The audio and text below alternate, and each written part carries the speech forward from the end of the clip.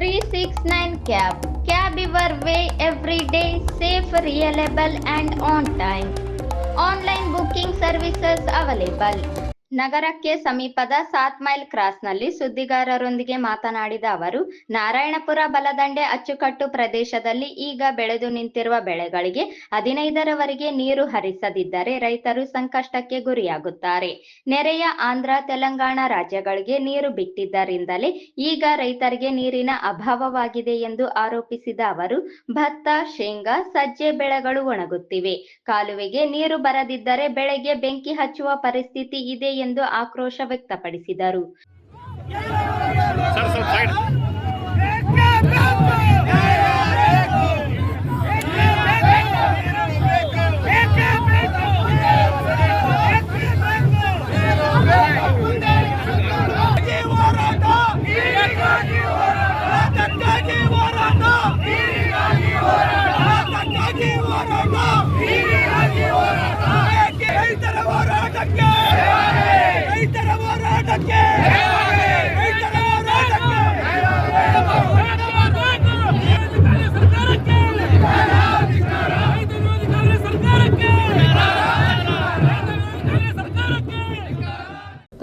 ಪಾದಯಾತ್ರೆನ 2ನೇ ದಿನಕ್ಕೆ ಏನು ಬಂದು ಮುಟ್ಟಿವಿ ಗಾಯತ್ರಿ ದೇವಸ್ಥಾನಕ್ಕೆ.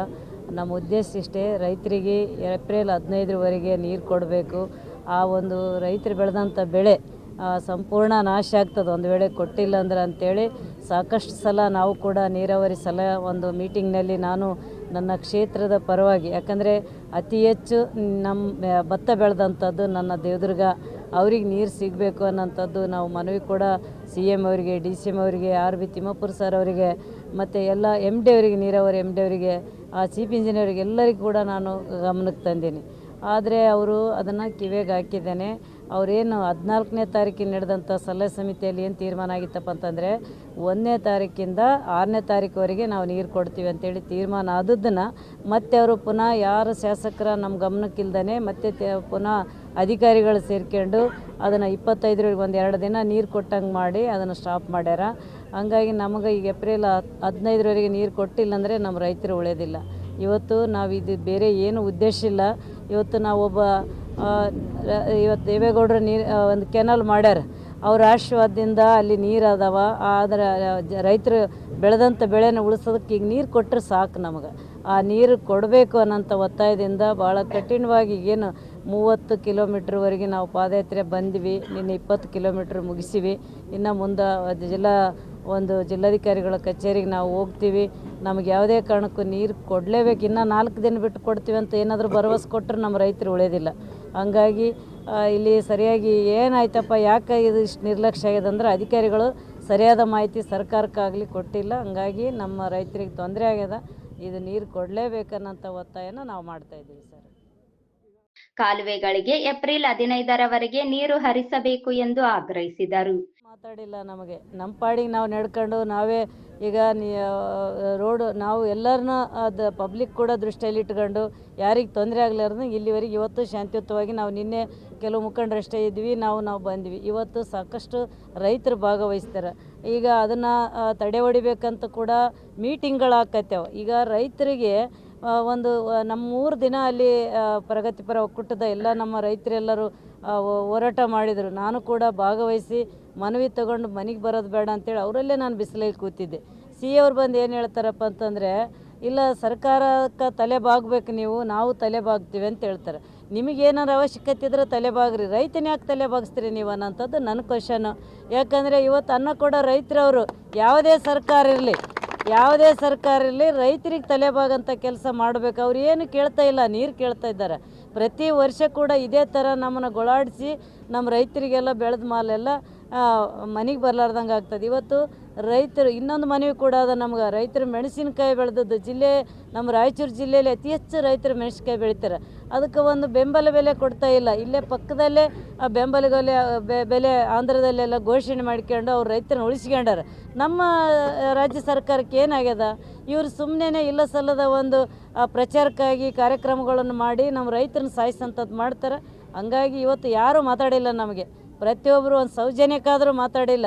ಒಬ್ಬ ಮಹಿಳಾ ಶಾಸಕರು ನಡೀತಾರಲ್ಲಪ್ಪ, ಯಾಕಂದರೆ ನಾನು ಬೇರೆ ಪಕ್ಷದ ಶಾಸಕಿ ಅಲ್ಲ, ಹಂಗಾಗಿ ಅವ್ರ ಕಿವಿಗೆ ಬಿಡ್ತಾ ಇಲ್ಲ ನಂದು. ಹಂಗಾಗಿ ನಮ್ಮ ಶಕ್ತಿ ಏನಂತ ನಮ್ಮ ರೈತರು, ನಾನೇನು ನಡೀತಾ ಇಲ್ಲ, ನಮ್ಮ ರೈತರು ನಡೆದಾರೆ. ಅವ್ರ ಜೊತೇಲಿ ನಾನು ಸುಮ್ಮನೆ ಕೈಲಾದದ್ದು ಪ್ರಯತ್ನ ನಿಮ್ಮ ಜೊತೇಲಿ ಇದ್ದೀನಪ್ಪ ಅಂತ ಹೇಳ್ತೀನಿ ಹೊರತಾಗಿ ನಮ್ಮ ರೈತರು ತೀರ್ಮಾನ ತಗೊಂಡ್ರೆ ಆ ತೀರ್ಮಾನದ ಜೊತೆ ಸರ್ಕಾರ ಇರಲೇಬೇಕನ್ನೋಂಥದ್ದು ನನ್ನ ಒತ್ತಾಯ ಸರ್. ಬೆಳೆಗಳನ್ನು ರಕ್ಷಣೆ ಮಾಡಬೇಕು ಅಂತಕ್ಕಂಥ ಒತ್ತಾಯವನ್ನು ಅಲ್ಲಿ ನೀರಾವರಿ ಸಚಿವರಿಗೆ ಮುಖ್ಯಮಂತ್ರಿಗಳ ಗಮನಕ್ಕೆ ತಂದಿದ್ರು. ಎಲ್ಲಿ? ವಿಧಾನಸೌಧದಲ್ಲಿ. ಒಬ್ಬ ಶಾಸಕಿ ತನ್ನ ಕ್ಷೇತ್ರದ ರೈತರನ್ನು ಉಳಿಸ್ಕೊಳ್ಬೇಕಂತಕ್ಕಂಥ ಧ್ವನಿಯನ್ನು ವಿಧಾನಸೌಧದಲ್ಲಿ ಎತ್ತಿದ್ರು ಕೂಡ, ಜೊತೆಯಲ್ಲಿ ಇಲ್ಲಿ ಬಂದು ನಾನು ಪಾದಯಾತ್ರೆ ಮಾಡ್ತೀನಿ, ನೀರು ಕೊಡಬೇಕಂತಕ್ಕಂಥ ಒತ್ತಾಯ ಮಾಡಿದ್ರು ಕೂಡ ಈ ಏನು ನಿರ್ಲಜ್ಜ ಸರ್ಕಾರ ಇದುವರೆಗೂ ಕೂಡ ಯಾಕೆ ನೀವು ಮಾಡ್ತಿದ್ದೀವಿ, ನಾವು ನೀರನ್ನು ಕೊಡ್ತೀವಿ, ಈ ಥರ ಇದೇ ಚರ್ಚೆ ಮಾಡಲಿಕ್ಕೆ ಬರ್ತೀವಿ ಅಂತೇಳಿ ನೀರಾವರಿ ಅಧಿಕಾರಿಗಳಾಗಲಿ ಸಂಬಂಧಪಟ್ಟ ಮಂತ್ರಿಗಳಾಗಲಿ ಇವತ್ತೂ ಕೂಡ ನಮ್ಮ ಮಾತು ಕೇಳಲಿಕ್ಕೆ ರೆಡಿ ಇಲ್ಲ. ಅಂದರೆ ಇವ್ರುಗಳಿಗೆ ರೈತರ ಹಿತ ಮುಖ್ಯ ಇಲ್ಲ. ಇವರು ಈಗ ಅವ್ರು ಏನು ತಮ್ಮ ಇದರಲ್ಲಿ ಸ್ವಾರ್ಥಗಳಲ್ಲಿ ಇವತ್ತು ಪಾರ್ಟಿಗಳಲ್ಲಿ ಇಟ್ಕೊಂಡಿದ್ದಾರೆ, ಆ ನಿಟ್ಟಿನಲ್ಲಿ ಆಲೋಚನೆ. ನಾವು ಇವತ್ತು ಏನು ಗಬ್ಬೂರಿಂದ ಸುಕ್ಷೇತ್ರ ಗಬ್ಬೂರಿಂದ ಏನೋ ಪಾದಯಾತ್ರೆ ಪ್ರಾರಂಭ ಆಗಿದೆಯಲ್ಲ, ಇವತ್ತು ಸಾಂಕೇತಿಕವಾಗಿ ಜಿಲ್ಲಾಧಿಕಾರಿಗಳಿಗೆ ನೀರಾವರಿ ಅಧಿಕಾರಿಗಳಿಗೆ ನಾವು ಮನವಿ ಪತ್ರನ ಕೊಡ್ತೀವಿ. ಮುಂದಿನ ದಿನಗಳಲ್ಲಿ ಈಗಾಗಲೇ ಪ್ರಗತಿಪರ ರೈತರೆಲ್ಲ ಎಲ್ಲ ಕಡೆ ಹೋರಾಟ ನಡೆದಿದೆ. ಅದನ್ನು ತಾಲೂಕು ಮಟ್ಟದಲ್ಲಿ ಮತ್ತು ಜಿಲ್ಲಾ ಮಟ್ಟದಲ್ಲಿ ಭಾಳ ಉಗ್ರವಾದಂಥ ಹೋರಾಟನ ನಾವು ಮಾಡಬೇಕಾಗ್ತದೆ. ಯಾಕಂತೇಳಿದ್ರೆ ನಮಗೆ ಒಂದೇ ಒಂದು ಮುಖ್ಯ, ರೈತರ ಬೆಳೆಗಳನ್ನು ಉಳಿಸ್ಬೇಕು ಅಂತಕ್ಕಂಥದ್ದು. ರೈತರ ಬೆಳೆಗಳಿಗೆ ನೀರನ್ನು ಕೊಡ್ರಿ ಅಂತಕ್ಕಂಥದ್ದು ಒತ್ತಾಯ. ಇದರಲ್ಲಿ ರಾಜಕೀಯ ಮಾಡ್ತಕ್ಕಂಥದ್ದಲ್ಲ. ಪಾದಯಾತ್ರೆ ಮಾಡ್ತಕ್ಕಂಥವ್ರು ಜನತಾದಳದ ಶಾಸಕಿ, ನಾವು ಕಾಂಗ್ರೆಸ್ನವರು, ಅವ್ರಿಗೆ ಸಹಕಾರ ಕೊಟ್ಟರೆ ಮತ್ತು ಅವರು ಬೆಳೀತಾರೆ ಅಂತಕ್ಕಂಥದ್ದು ಏನಿಲ್ಲ, ಉದ್ದೇಶ ಇಲ್ಲ. ಇವತ್ತು ಸರ್ಕಾರಕ್ಕೆ ರೈತರನ್ನ ಉಳಿಸಬೇಕು, ಬೆಳೆಸಬೇಕು, ರೈತರ ಪರವಾಗಿ ಇರ್ತೀವಂತ.